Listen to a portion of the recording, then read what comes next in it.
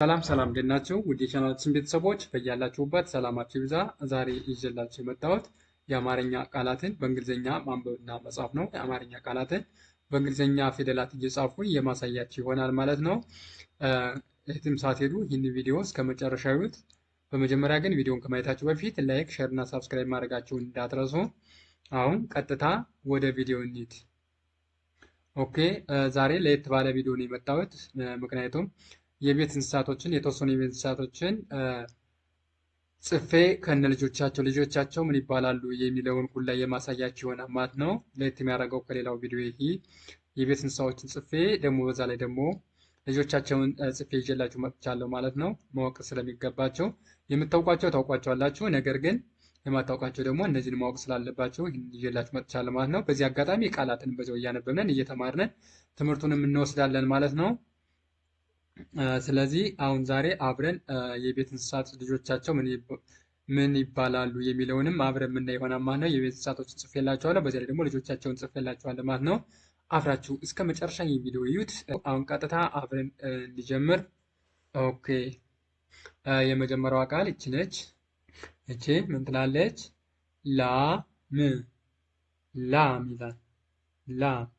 ላም የሚለውን በእንግሊዝኛ የተጻፈውን ስናይ ኤልኤ እንደ ላ ነው የሚነበብልን፣ ኤም ደግሞ እንደ ም ይነበብናል ማለት ነው።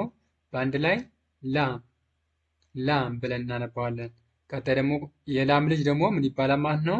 ላም ይች ናት። የላም ልጅ ምን ይባላል? ጥጃ ወይም እምቦሳ።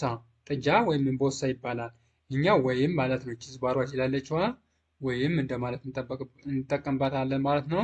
ስለዚህ ምን ማለት ነው ማለት ነው? የላም ልጅ ጥጃ ወይም እምቦሳ ይባላል። የላም ልጅ ጥጃ ወይም እምቦሳ ይባላል። በእንግሊዝኛ አጻጻፉን ስናየው ደግሞ ቲ ጥን ትወክልናለች፣ ጄኤ ደግሞ ጃን ይወክልናል ወይም ማለት ነው። ይሄኛው ዝባሩ ወይም ማለት ነው። ኢ እን ይወክልናል፣ ኤም ደግሞ ምን ትወክልናለች፣ ቢኦ ቦን ይወክልናል፣ ኤስኤ ደግሞ ሳን ይወክልናል። ስለዚህ በአንድ ላይ ሲነበብ ጥጃ ወይም እምቦሳ። የምን ልጅ ናት? የላም ልጅ። ኦኬ ቀጣይ ደግሞ ከዚህ ላይ ማን እናገኛለን? አህያ ይላል።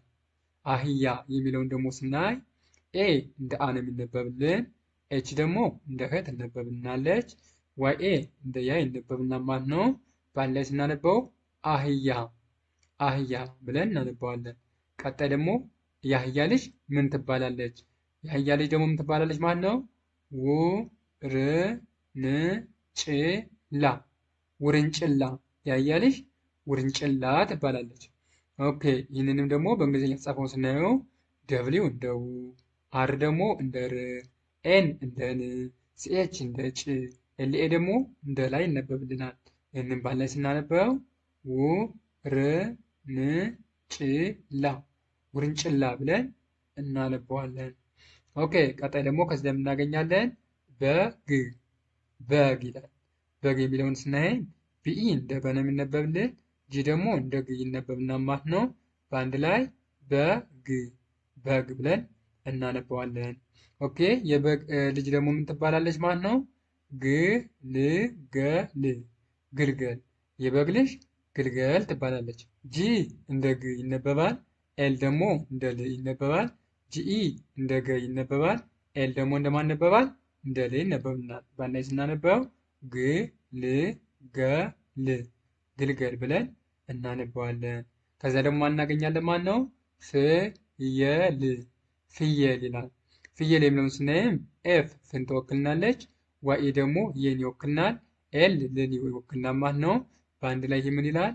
ፍየል ብለን እናነበዋለን። ኦኬ የፍየል ልጅ ደግሞ ምን ትባላለች ማለት ነው? ልክ እንደ በግ ግልገል ትባላለች። ግልገል የፍየል ልጅ ግልገል ትባላለች። ይህንንም ስናየው ጂ እንደገና የሚነበብልን፣ ኤል ደግሞ እንደ ል ይነበብናል፣ ጂኢ እንደ ገ ይነበብናል፣ ኤል ብቻዋን እንደ ል ትነበብናለች። ስለዚህ ይህ በአንድ ላይ የምናማት ነው ግልገል ብለን እናነበዋለን ማለት ነው።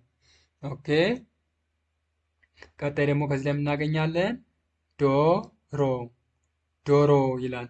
ዶሮ የሚለውን ስናይ ደግሞ ዲኦ እንደ ዶ ይነበብናል። አርኦ ደግሞ እንደ ሮ ይነበብናል። እነዚህ የመጨረሻ ድምጾች ናቸው ሁሎችም። ስለዚህ በአንድ ላይ ስናነበው ዶሮ ዶሮ ብለን እናነባዋለን። የዶሮ ልጅ ደግሞ ምን ይባላል? የዶሮ ልጅ ጫጩት። የዶሮ ልጅ ጫጩት ይባላል። ጫጩት ይባላል። ኦኬ ጫጩት የሚለውን ስናይም ሲኤች እንደ ጫ ይነበብናል። ሲኤችዩ ደግሞ እንደ ጩ ይነበባል። ቲ ብቻዋን እንደ ት ትነበብናለች። በአንድ ላይ ስናነበው ይህምን ለማን ነው?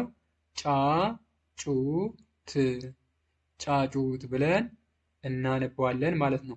ቀጣይ ደግሞ ከዚህ ላይ የምናገኛለን ድመት ድመት ይላል። ድመት የሚለውን ስናይ ደግሞ ዲ እንደ ድ ነው የሚነበብልን ማለት ነው። ኤምኢ ደግሞ እንደ መ ይነበብልናል። ቲ እንደ ት ይነበብልናል ማለት ነው። በአንድ ላይ ድመት ድመት ብለን እናነባዋለን። የድመት ልጅ ደግሞ ምን ትባላለች ማለት ነው? ሙጭሊት ሙጭሊት ትባላለች። የድመት ልጅ ሙጭሊት ትባላለች። ሙጭሊት። ኦኬ ሙጭሊት የሚለውን ስናይ ደግሞ ኤምዩ እንደ ሙ ይነበብናል። ሲኤች እንደ ጭ ይነበብናል። ኤልአይ ደግሞ እንደ ሊ ይነበብናል። ቲ ብቻዋን እንደ ት ትነበብናለች። ላይ ባል ላይ ስናነበው ሙጭሊት ሙጭሊት ብለን እናነበዋለን ማለት ነው። ኦኬ ቀጣይ ደግሞ እዚህ ላይ የምናገኛለን ማለት ነው። ውሻ ይላል። ውሻ ይላል። ውሻ የሚለውን ስናይም ደብሊው እንደ ው ይነበብናል። ኤስኤች ደግሞ እንደ ሻ ይነበብናል ማለት ነው። ስለዚህ በአንድ ላይ ውሻ ውሻ ብለን እናነበዋለን። ኦኬ የውሻ ልጅ ደግሞ ምን ይባላል የሚለውን ስናይ የውሻ ልጅ ምን ይባላል? ቡችላ ቡችላ ይባላል። የውሻ ልጅ ቡችላ ይባላል። ቡችላ የሚለውን ስናይም ቢዩ እንደ ቡ ይነበብልናል። ሲኤች ደግሞ እንደ ቺ ይነበብልናል። ኤልኤ እንደ ላይ ይነበብልናል። በአንድ ላይ ይህ ምን ለማለት ነው? ቡችላ ቡችላ ብለን እናነበዋለን። ቀጣይ ደግሞ ከዚህ ላይ ምን አለ? ፈረስ ፈረስ ይላል።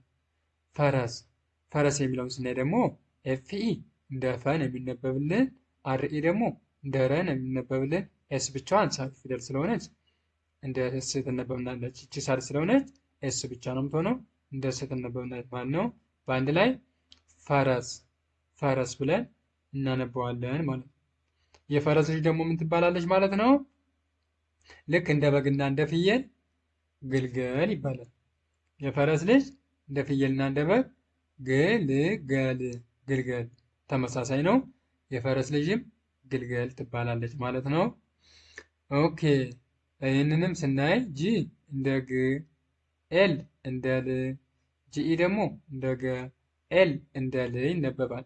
በአንድ ላይ ምን ለማለት ነው? ግልገል ግልገል ብለን እናነባዋለን ማለት ነው። ኦኬ የዛሬ ቪዲዮ ይህን ይመስላል። ብዙ ቁም ነገር እንደጨበጣችሁበት ተስፋ አደርጋለሁ።